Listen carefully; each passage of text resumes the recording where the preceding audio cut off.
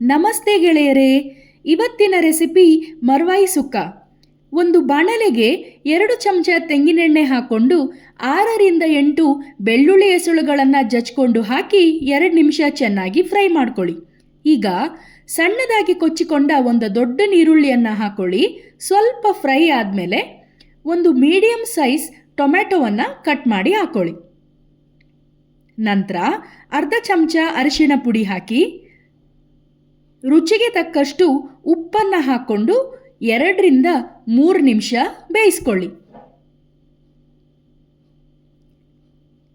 ಈಗ ಕ್ಲೀನ್ ಮಾಡ್ಕೊಂಡಿರೋ ಮರ್ವಾಯಿ ಹಾಕ್ಕೊಳ್ಳುವ. ಇದನ್ನು ನಮ್ಮೂರಲ್ಲಿ ಮೊಳಿ ಅಂತ ಹೇಳ್ತಾರೆ, ತುಳುವಿನಲ್ಲಿ ಕೊಯ್ಯೋಲ್ ಅಂತ ಹೇಳ್ತಾರೆ. ಒಂದು ನೆಲ್ಲಿಕಾಯಿ ಗಾತ್ರದಷ್ಟು ಹುಣಸೆ ಹುಳಿ ತಗೊಂಡು ಅರ್ಧ ಕಪ್ ನೀರಲ್ಲಿ ಹಿಂಡಿ ಅದರ ರಸವನ್ನು ಹಾಕ್ಕೊಂಡಿದ್ದೇನೆ.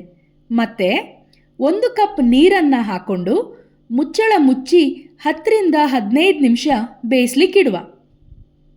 ಅದೇ ಟೈಮಲ್ಲಿ 1 ಕಪ್ ತೆಂಗಿನ ತುರಿಗೆ ಮನೆಯಲ್ಲೇ ನಮ್ಮ ಅಮ್ಮ ತಯಾರಿಸಿದ ಸುಕ್ಕ ಪೌಡರ್ 4 ಚಮಚದಷ್ಟು ಸೇರಿಸ್ಕೊಂಡು ಮಸಾಲೆಯನ್ನು ಬೇಯಿಸ್ಲಿಕ್ಕಿಟ್ಟ ಮರ್ವಾಯಿಗೆ ಹಾಕಿ ಮಿಕ್ಸ್ ಮಾಡಿಕೊಳ್ಳುವ. ಸುಕ್ಕ ಪೌಡರ್ ರೆಸಿಪಿ ಹಿಂದಿನ ವಿಡಿಯೋದಲ್ಲಿ ಉಂಟು, ಮತ್ತು ಅದರ ಲಿಂಕನ್ನು ಡಿಸ್ಕ್ರಿಪ್ಷನ್ ಬಾಕ್ಸಲ್ಲಿ ಕೊಡ್ತೇನೆ. ಈಗ ಒಮ್ಮೆ ಟೇಸ್ಟ್ ನೋಡಿಕೊಂಡು ನಿಮಗೆ ಮಸಾಲೆ ಕಡಿಮೆ ಆಗಿದೆ ಅಂತ ಅನಿಸಿದರೆ ಇನ್ನೊಂಚೂರು ಮಸಾಲೆಯನ್ನು ಹಾಕ್ಕೊಳ್ಳಿ. ಬೇಕಿದ್ರೆ ರುಚಿಗೆ ಸ್ವಲ್ಪ ಉಪ್ಪನ್ನು ಕೂಡ ಆ್ಯಡ್ ಮಾಡ್ಕೊಳ್ಳಿ. ನಿಮ್ಮ ಹತ್ರ ಸುಕ್ಕ ಪೌಡರ್ ಇಲ್ಲದಿದ್ದರೆ ಅದರ ಬದಲಿಗೆ ನೀವು ಚಿಕನ್ ಮಸಾಲ ಪೌಡರನ್ನು ಕೂಡ ಹಾಕ್ಕೊಳ್ಬೋದು. ವಾಪಸ್ ಮುಚ್ಚಳ ಮುಚ್ಚಿ 5 ನಿಮಿಷ ಬೇಯಿಸ್ಕೊಳ್ಳುವ. ಈಗ ಕೊತ್ತಂಬರಿ ಸೊಪ್ಪನ್ನು ಹಾಕಿ 2 ನಿಮಿಷ ಬೇಯಿಸ್ಕೊಂಡ್ರೆ ನಮ್ಮ ಮರ್ವಾಯಿ ಸುಕ್ಕ ರೆಡಿ ಆಗ್ತದೆ. ಬಿಸಿ ಬಿಸಿ ಕುಚ್ಚಲಕ್ಕಿ ಅನ್ನ ಅಥವಾ ಗಂಜಿ ಜೊತೆಗೆ ಈ ಮರ್ವಾಯಿ ಸುಕ್ಕ ತಿಂದರೆ ವಾಹ್, ರುಚಿಯಂತೂ ಅದ್ಭುತವಾಗಿರ್ತದೆ.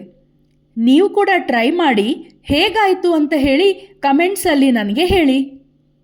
ಈ ವಿಡಿಯೋ ಇಷ್ಟ ಆದರೆ ಲೈಕ್, ಶೇರ್, ಸಬ್ಸ್ಕ್ರೈಬ್ ಮಾಡೋದನ್ನು ಮಾತ್ರ ಮರಿಬೇಡಿ.